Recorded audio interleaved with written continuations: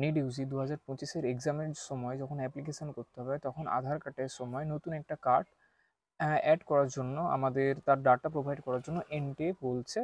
তো সেটা কম্পালসারি তো আপাতত বলেনি, কিন্তু এটা করে রাখলে কোনো রিস্ক পড়া হবে না। সেটা হলো আপার, মানে এখানে যেহেতু তোমার স্কুল কলেজ যদি কোনো পড়ে থাকো, পাস্ট রেকর্ড থাকবে একাডেমিক কারিকুলামের, পাস্ট যেখানে কোনো স্কুল কলেজের মার্কস থেকে শুরু করে সব কিছু ডাটা এই কার্ডের মধ্যে সব কিছু থাকবে।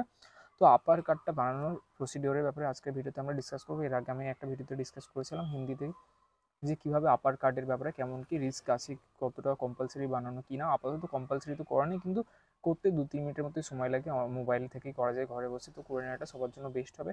পরে গিয়ে যদি একটা কম্পালসারি করে দেয় আর যদি অনলাইন ঠিকঠাক অ্যাভেলেবেল না থাকো তো প্রবলেম হতে পারে, তার থেকে এখনই করে নেওয়াটা বেটার। আর যখন অ্যাপ্লিকেশন ফর্ম আসবে তখন ফিল আপ করে ডাটা যখন ডকুমেন্ট সাবমিট করতে হয় তখন আধার কার্ডের নাম্বারের সাথে একটা আরেকটা আপার আইডি কার্ডের নাম্বার হয়তো দিতে পারে, সেখানে চাইতে পারে, সেখানে এই ডকুমেন্টসগুলো দিলে অনেকটা বেটার হবে। তো কীভাবে আপার আইডি কার্ডটা বানানো যায় আজকে ভিডিওতে আমরা ডিসকাস করবো। ফার্স্ট দুটো অপশন থাকে, একটা স্কুলে গিয়ে অনেক লেন্দি প্রসিডিওর থাকে, ওটার ব্যাপারে আমরা যাবো না। শর্টে ভালোভাবে ঘরে বসে মোবাইল থেকে কীভাবে ডাউনলোড করবেন, আপার আইডি কার্ডটা কীভাবে বানাবেন ওটার ব্যাপারে ডিসকাস করবো। যে আপনাদের মোবাইলে নেট অন করে গুগল প্লে স্টোর আছে, প্লে স্টোরে গিয়ে একটা অ্যাপ ডাউনলোড করতে হবে, ডিজি লকার।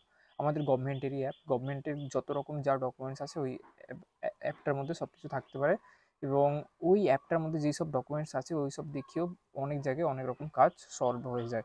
তো গভর্নমেন্ট অ্যাপ্রুভড একটা অ্যাপ, যেখানে ডিজিটালভাবে তোমার একটা লকার, ডিজিটাল যত ডকুমেন্টস ওখানে থাকবে।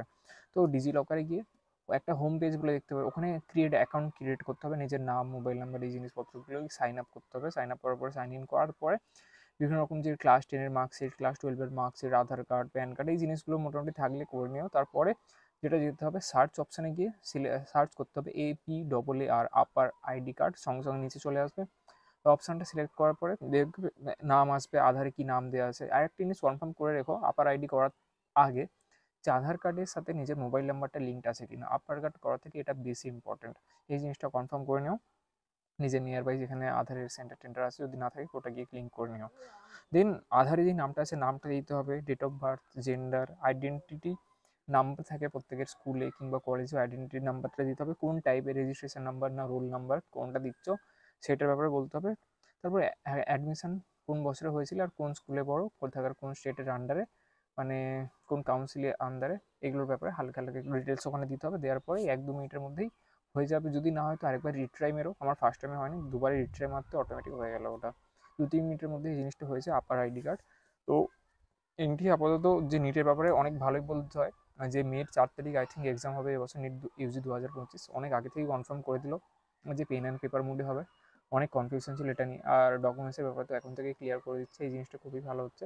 তো all the best to all the NEET aspirant, ভালো করে দিও। আর নিট রিলেটেড কোনো রকম যদি কোনো কোশ্চেন থাকে, কোয়ারি থাকে, আমাকে জিজ্ঞেস করতে পারো। আমার পার্সোনাল হোয়াটসঅ্যাপ নাম্বার দেওয়া আছে ডিসক্রিপশন বক্সে, কমেন্ট বক্সে, নাম্বার সেভ করার পরে হোয়াটসঅ্যাপে কন্ট্যাক্ট করতে পারো। আর হোয়াটসঅ্যাপে আমার একটা গ্রুপ আছে, অনেক জিনিস ওখানে ডিসকাশন হয়, মেডিকেল রিলেটেড, মেডিকেলের বাইরেও অনেক রকম জিনিস। যুক্ত হতে চাইলে হোয়াটসঅ্যাপে গ্রুপের লিঙ্ক দেওয়া আছে, ওখানে গিয়ে যুক্ত হতে পারো। কমেন্ট বক্স, ডিসক্রিপশন বক্স ভালো করে চেক করো, চ্যানেলের ভিতরে যাও, চ্যানেলকে সাবস্ক্রাইব করে রাখো, কোনো রকম কোশ্চেন থাকলে আমাকে জিজ্ঞেস করতে পারো।